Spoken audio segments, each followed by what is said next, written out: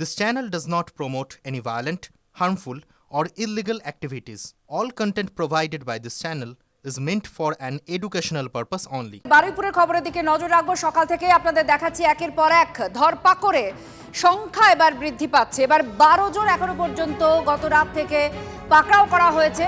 বুধবার রাতভর তল্লাশি, গ্রেফতার করা হয়েছে 12 জনকে। এসটিএফ, এসওজি, জেলা পুলিশের যৌথ অভিযান, গণপিটুনি, পুলিশের উপরে হামলা, ভাঙচুর, সরকারি সম্পত্তি নষ্টে এই গ্রেফতারে এখনো পর্যন্ত এই দুদিনে 30 জনকে গ্রেফতার করা হয়েছে। আমাদের সঙ্গে সুমন আমাদের প্রতিনিধি রয়েছেন। সুমন, এই ধরপাকড় নিয়ে, এই গ্রেফতারি নিয়ে আর কি জানা যাচ্ছে, আর কোথায় কোথায় এই তল্লাশি চালানো হচ্ছে, অভিযান চলছে? রাতভর ধরে এই তল্লাশি অভিযান চলেছে এবং এই তল্লাশি অভিযানকে মাথায় রেখেই কিন্তু সমাজ মাধ্যমের বিভিন্ন ফুটেজ সেগুলো কিন্তু পুলিশ খতিয়ে রেখেছে এবং খতিয়ে দেখে এখনো পর্যন্ত মোট 30 জনকে দুদিনে পুলিশ গ্রেফতার করেছে। তাদেরকে আজকে কোর্টে পেশ করা হচ্ছে।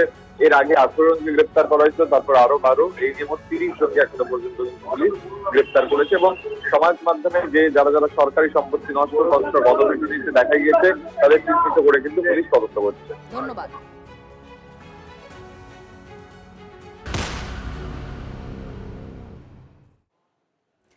আর বারুইপুরের এনকাউন্টারের ঘটনা তদন্ত করবে সিআইডি। ঠিক কি হয়েছিল মঙ্গলবার মাঝরাতে, কি কারণে গুলি চালাতে বাধ্য হলো পুলিশ, এই পুরো বিষয়টা এবার সিআইডি খতিয়ে দেখবে। অভিজ্ঞান নস্কর আমাদের প্রতিনিধি জানাচ্ছেন। অভিজ্ঞান, সিআইডি এই তদন্ত ভার নিয়েছে, কি এখনো পর্যন্ত কিছু কাজ শুরু হয়েছে তদন্তের?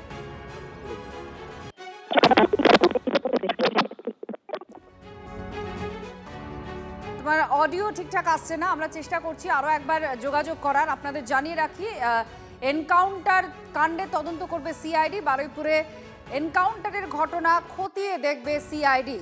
তাদের মূল বিষয় যে কেন পুলিশ গুলি চালাতে বাধ্য হলো, কি ঘটেছিল সেদিন মাঝরাতে যে পুলিশ গুলি চালাতে বাধ্য হয়, এই পুরো ঘটনা তদন্ত করবে সিআইডি। আপনারা গ্রাফিক্যাল প্রেজেন্টেশন এআই এর মাধ্যমে যেটা তৈরি হয়েছে আপনাদের দেখাচ্ছি আমরা। সেদিনের একটা ঘটনা কি হয়ে থাকতে পারে, যেরকমটা এখনো পর্যন্ত সূত্র মারফত যে তথ্য সামনে এসেছে, সেই তথ্যগুলোকে সামনে রেখেই এটি তৈরি করা হয়েছে। কারণ এই প্রভাস মণ্ডল যে অভিযুক্ত, সে পুলিশের কাছ থেকে বন্দুক ছিনিয়ে নিয়ে পালিয়ে যাওয়ার চেষ্টা করে এবং সূত্র বলছে সে এর আগেও একাধিকবার পালিয়ে যাওয়ার চেষ্টা করে। আর যখন সে পালিয়ে যাওয়ার চেষ্টা করে, শুধু চেষ্টাই করেনি, এমনকি পুলিশকে গুলি করারও চেষ্টা করে, তখনই পুলিশ তাকে লক্ষ্য করে গুলি চালায় আত্মরক্ষার জন্য। আর এই জায়গায় দাঁড়িয়ে পুরো ঘটনা কি হয়েছে সেটা সিআইডি তদন্ত করবে। অভিজ্ঞান আমাদের সঙ্গে রয়েছেন, আমাদের প্রতিনিধি। অভিজ্ঞান, সিআইডির তরফ থেকে এখনো পর্যন্ত কোনো সূত্র, কোনো তথ্য আছে, কিভাবে চলবে এই তদন্ত?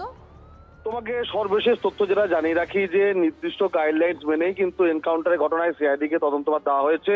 সিআইডির পক্ষ থেকে এখনো পর্যন্ত বারুইপুর থানায় আসা হয়নি, তবে প্রয়োজনীয় কাগজপত্র বারুইপুর থানার পুলিশের পক্ষ থেকে তাদের হাতে তুলে দেওয়া হবে। এবং যেটা জানা যাচ্ছে যে যেহেতু গত রবিবার সকালে প্রভাস মণ্ডল প্রথম পুলিশ হাতে গ্রেপ্তার হয়েছিল, তার স্বীকারোক্তিতেই পরবর্তী সময়ে 4 জনের নাম কিন্তু সেখানে উঠে আসে এবং তারপর একে একে 4 জনকে পুলিশ গ্রেপ্তার করেছে। আর বুধবার রাত্রে তখন ঘটনার পুনর্নির্মাণ করার জন্য প্রভাস মণ্ডলকে নিয়ে যাওয়া হয়েছিল। আর যে জায়গায় নিয়ে যাওয়া হয়েছিল সেই জায়গাটি কিন্তু একেবারে প্রভাস মণ্ডলের যে বাড়ি, সেই বাড়ির ঠিক উত্তর দিকের একটি ফাঁকা জায়গা, চাষের জমি। আর সেই জায়গা থেকেই কিন্তু যখন রাত্রিবেলা ওখানকার তদন্তকারী যারা পুলিশ যারা যখন গিয়েছিলেন ঘটনার পুনর্নির্মাণ করার জন্য, সেই সময় তখন সেই রিভলভারটি কিন্তু সে ছিনিয়ে নেয় এবং গুলি চালায়। পাশাপাশি পুলিশ কিন্তু তখন গুলি চালাতে বাধ্য হয় এবং সেই এনকাউন্টারে কিন্তু প্রভাস মণ্ডলের মৃত্যু হয়েছে এবং সেই মৃত্যুর ঘটনার পরিপ্রেক্ষিতে এই সিআইডি তদন্তের নির্দেশ দেওয়া হয়েছে। অর্থাৎ বারুইপুরে যে এনকাউন্টারের ঘটনা ঘটেছিল সেই ঘটনার পরিপ্রেক্ষিতেই কিন্তু এবার সিআইডি কিন্তু এই তদন্তটা চালাবে। পুঙ্খানুপুঙ্খ ঘটনাটা কি ঘটেছিল, কখন ঘটেছিল এবং কিভাবে ঘটনাটা সংঘটিত হয়েছিল, কেনই বা এনকাউন্টার করার প্রয়োজন হলো এবং তার কি ভূমিকা ছিল। যেহেতু রাতের অন্ধকার এবং যে এলাকাটি, সেই এলাকাটি কিন্তু অত্যন্ত পরিচিত ছিল প্রভাস মণ্ডলের, যেহেতু তার গ্রামের একেবারে লাগোয়া এলাকা। এবং যেটা জানা গিয়েছে তদন্তে যে যখন নাবালিকাকে খুন এবং ধর্ষণের ঘটনার পর তার দেহটি লোপাট করার জন্য যে বস্তা, সেই বস্তাটিকেও নিয়ে গিয়েছিল নাকি ওই প্রভাস মণ্ডল। ফলে স্বাভাবিকভাবেই এই খুনের ঘটনার পেছনে কিন্তু প্রভাস মণ্ডলের সব থেকে বড় ভূমিকা রয়েছে। প্রথম দিকে কিন্তু বারে বারে সে এখানকার তদন্তের ক্ষেত্রে কিন্তু সে মিসগাইড করছিল, অর্থাৎ বিভ্রান্ত করার চেষ্টা চালাচ্ছিল বারে বারে পুলিশকে, এবং শেষমেশ কিন্তু দেখা যায় যে তার সব থেকে বড় ভূমিকা রয়েছে। এবং শুধু তাই নয়, প্রমাণ পর্যন্ত রয়েছে, যেহেতু সিসিটিভি ফুটেজ, যে ফুটেজে কিন্তু দেখা গিয়েছে ওই নাবালিকার সঙ্গে মাথায় টুপি পরে রাস্তা দিয়ে হেঁটে যাচ্ছে কিন্তু প্রভাস মণ্ডল। ফলে সমস্ত দিক থেকেই বলা যেতে পারে প্রভাস মণ্ডলের ভূমিকাটা এই খুনের ঘটনার পেছনে তার ভূমিকাটা সবচেয়ে বড় ছিল, এবং যে কারণেই সম্ভবত সে নিজেকে আত্মরক্ষার জন্য নিজেকে পালিয়ে যাওয়ার চেষ্টা করেছিল রাতের অন্ধকারে, যাতে পুলিশ তাকে ধরতে না পারে। যেহেতু ওখানে জলা জমি, কাদা মাটি রাস্তা রয়েছে, ফলে পুলিশ তাকে ধরতে পারবে না, যাতে পুলিশ তাকে না ধরতে না পারে অথবা তাকে গুলি করতে না পারে, সেই কারণেই অত্যন্ত সুচরিতভাবে সে পুলিশের কাছ থেকে সে আগ্নেয়াস্ত্রটা ছিনিয়ে নেয় এবং গুলি চালায়। শেষমেশ কিন্তু পুলিশ তখন গুলি চালাতে বাধ্য হয়। রাত 2:20 নাগাদ কিন্তু ঘটনা ঘটেছিল। মানে একেবারে বলা যেতে পারে যে এই বর্ষার সময়, ওই রাত্রিবেলায় যখন ঘটনা পুনর্নির্মাণ করতে নিয়ে যাওয়া হয়েছিল, সেই সময় সে চালানোর চেষ্টা করেছিল ঘটনাস্থল থেকে পালিয়ে যাওয়ার। ধন্যবাদ।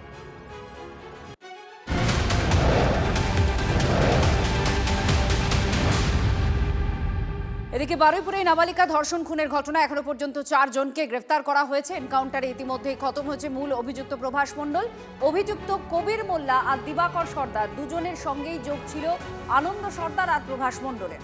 কবির মোল্লা পেশায় একজন চালক, আনন্দ সর্দার সঙ্গে ড্রাইভারি করত কবির মোল্লা, আর দিবাকর পেশায় মাছ ব্যবসায়ী। প্রভাস মণ্ডল আর আনন্দ সর্দার মাছ কিনতে আসতো দিবাকরের কাছে। 4 জনেই পূর্ব পরিচিত বলেই জানা যাচ্ছে। এনকাউন্টার হয়ে গেলে ভয় পাবো তো, আমাদের ছেলে দোষী নয়, বলছি আমাদের ছেলে ও দোষী নয়, সেই হিসাবে যদি দোষী হয় শাস্তি পাবে, যদি না দোষী হয় ছাড়াবে, এটাই বলছি। ও ড্রাইভারি করতো? হ্যাঁ ড্রাইভারি করতো, ও ছেলেটা ও ড্রাইভারি করতো, একসঙ্গে ড্রাইভারি করতো, সেই হিসাবে চেনা পরিচয়, সেই হিসাবে হয়তো কথাবার্তা বলেছে, কি হচ্ছে আমরা ঠিক জানি না। কেননা আমি তো সেই বাচ্চাবেলা থেকে নিয়ে আমি এই পর্যন্ত বাড়ি থেকে ওর ব্যবহার আমার খুব ভালো, শুধু বাড়ি বলে নয়, এখানে আপনার যেখানে খুশি ওর দামটা জিজ্ঞেস করবে যে এরকম ভাব ছেলেটা গাড়ি ড্রাইভারি করে, কিরম ধরনের ছেলে, ওই কোম্পানি গাড়ি চালায়। পুলিশ ফোন করেছিল, ফোন করলে এবারে আমার ছোট ভাইয়ের কাছে, যার কাছে ফোন নাম্বার দিয়েছিল সেই ফোনটা নিয়ে আমার ছোট ভাইয়ের কাছে করে, আমার ছোট ভাইয়ের কাছে ফোন করেছে, বলে আপনি 11টা পর্যন্ত আমাদের থানায় আসুন, বড়বাবু 11টার সময় আসবে, ওর আই কার্ড, আধার কার্ড আর কি বলে যেটা সেই ভোটার লিস্ট, এটা নিয়ে যেতে। ছেলেকে কবে নিয়ে গেল? নিয়ে গেছে ওই এখান থেকে নিয়ে তো ভাই, গাড়ি চালাচ্ছে না, সেখান থেকে নিয়ে আসছে। কি করতো?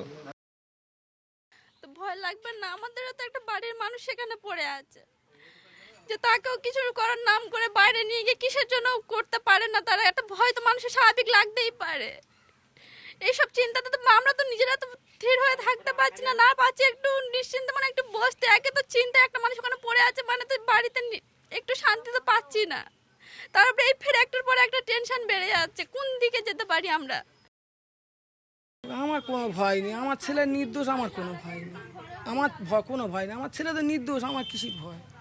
আমি এইটুকাই আমি জানি আমার ছেলে নির্দোষ, আমার ছেলে, আমার কোনো ভয় নেই। আপনার ছেলে এরকম কাজ করতে পারে না? আমার ছেলে কারোর সঙ্গে জড়িত নেই, আর কারোর সঙ্গে চলেও না।